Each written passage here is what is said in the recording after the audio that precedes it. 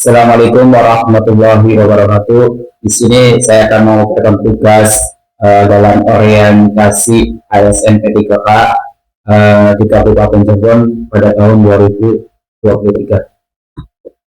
Rencana aksi perubahan peningkatan kualitas pendidikan, memperkaya keterampilan gerak melalui pengenalan olahraga tradisional. Disusun oleh saya sendiri, Bersadi SPD. Ini profil saya. Kebetulan saya adalah guru pada pelajaran PJK, bertugas di SD Negeri 2 Gebang Ilir, Kecamatan Gebang, Kabupaten Cirebon.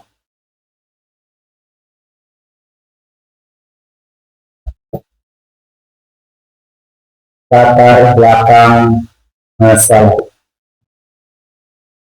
memperkaya pengetahuan siswa lewat pengenalan olahraga tradisional dan memperkaya variasi gerak siswa dengan permainan botak-botak sehingga bisa menumbuhkembangkan minat siswa pada olahraga tradisional. Seperti yang sudah banyak kita ketahui bersama bahwa anak-anak zaman sekarang ini lebih banyak bermain dengan gadget mereka. Jadi mereka sibuk dengan HP, dengan laptop, permainan digital lain. Dan itu yang menjadi dasar dari kami untuk mengenalkan permainan tradisional ini dengan harapan bahwa mereka akan sedikit melupakan alat gadgetnya atau permainan digitalnya. Rencana hasil kerja P3K. Nama kegiatan menumbuh kembangkan minat anak terhadap olahraga tradisional. Tujuan kinerjanya pertama adalah bertujuan memberikan pembelajaran yang menyenangkan kepada peserta didik melalui permainan tradisional ini. Yang kedua, tujuan kerja peserta didik supaya lebih mengenal atau tertarik pada olahraga tradisional. Selanjutnya, tujuan memudahkan peserta didik melakukan kegiatan belajar yang menarik. Indikator pembelajarannya yang pertama adalah mengenalkan olahraga tradisional pada anak. Yang kedua adalah mengidentifikasi gerak kombinasi pola gerak dasar lokomotor berbagai bentuk permainan sederhana. Yang selanjutnya mempraktikkan kombinasi pola gerak dasar lokomotor yang dilandasi konsep gerak dalam berbagai bentuk permainan sederhana. Lalu tujuan perubahan ini apa? Tujuan yang sudah dipaparkan di atas. Ada hal yang paling penting dari rencana perubahan belajar ini, yaitu peserta didik dapat mengenal dan melestarikan serta mencintai permainan olahraga ini. Melalui pembelajaran ini saya sangat berharap bahwa olahraga tradisional ini mampu menggantikan panduan anak-anak pada perangkat gadget yang sudah melanda di sini zaman sekarang ini. Manfaat permainan bola bagi saya. Yang manfaat pertama adalah melatih kekompakan dan kerjasama tim.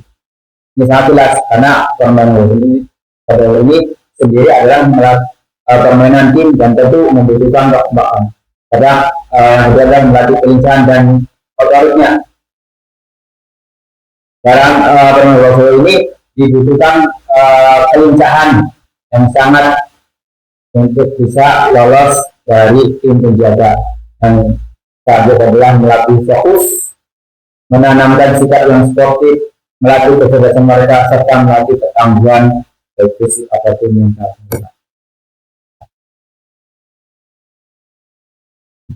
Di tengah zaman yang modern ini, kecanggihan teknologi menggantikan hampir segala hal, termasuk kemunculan banyaknya permainan digital yang membuat kecanduan orang memainkannya.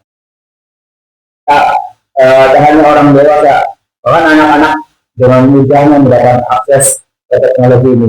Dampaknya adalah banyak anak yang menghabiskan masa kecilnya cuma di depan layar, HP, laptop, dan sebagainya. Sehingga waktu mereka untuk bermain secara fisik atau bermain di luar itu sangat kurang. Oleh karena itu, kita sebagai pendidik harus mengenalkan anak-anak pada seluruhnya bermain olahraga tradisional lewat pengenalan olahraga tradisional ini. Terus bagaimana langkah-langkahnya? Langkah yang pertama adalah melalui proses bercerita. Kita bisa bercerita atau bisa menceritakan bagaimana asiknya bermain alat tradisional ini. Kita juga bisa bercerita pengalaman kita, dan dalam hal ini kita bisa berkolaborasi dengan uh, orang tua atau wali dari peserta didik. Langkah selanjutnya adalah menunjukkan gambar atau menunjukkan permainan. Jadi kita tunjukkan bagaimana gambar itu, dalam gambar itu kita bermain dalam pengalaman kita dulu.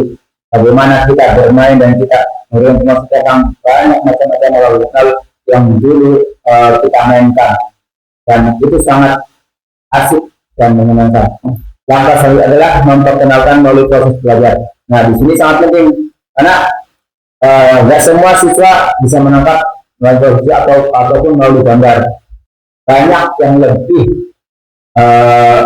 efektif ketika kita mempraktekkan langsung. Nah, di sini kita bisa memberikan contoh permainannya dan ajak mereka untuk bermain bersama kita. Nah, pada saat ini juga kita bisa mengevaluasi bagaimana siswa itu menangkap informasi dengan baik dan juga benar. Proses pembelajaran. Nah, dalam hal ini saya mengkombinasikan permainan gedor-gedor dengan lempar bola. Jadi tim yang sedang main itu ketika mau masuk dengan start mulai itu dari depan sampai ke belakang harus membawa bola. Kalau misalkan mereka berdua harus meminta bola dari yang ada di belakangnya, yang belum ada di depan. Nah, jadi ketika bola itu ketika pemain yang sedang itu mau masuk ke dalam terus sampai ke bangku harus meminta bola dulu. Jangan sampai tidak membawa bola. Nah, kalau bolanya tidak ketangkep atau jatuh, maka tim yang main akan berganti menjadi tim penjaga. Atau misalkan orang bolanya ketangkep sama yang jaga, itu juga sama peraturannya seperti itu. Dan dalam hal ini saya lihat anak-anak sangat senang menyukainya. Jadi mereka sangat gampang menerima kombinasi dari olahraga ini.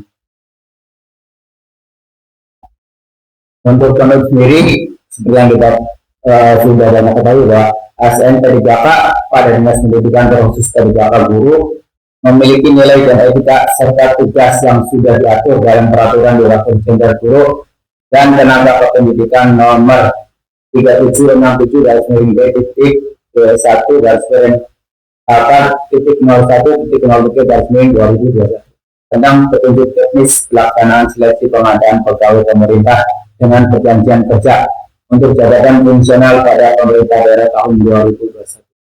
Pada pasal 1 ayat 2 adalah jabatan fungsional guru yang selanjutnya disebut guru adalah jabatan yang berfungsi yang berisi fungsi dan tugas yang meliputi mendidik, mengajar, membimbing, mengarahkan, melatih, menilai serta mengevaluasi peserta didik pada pendidikan anak usia dini, jalur pendidikan formal, pendidikan dasar, dan pendidikan menengah melalui kegiatan orientasi P3K yang diselenggarakan BKSDM.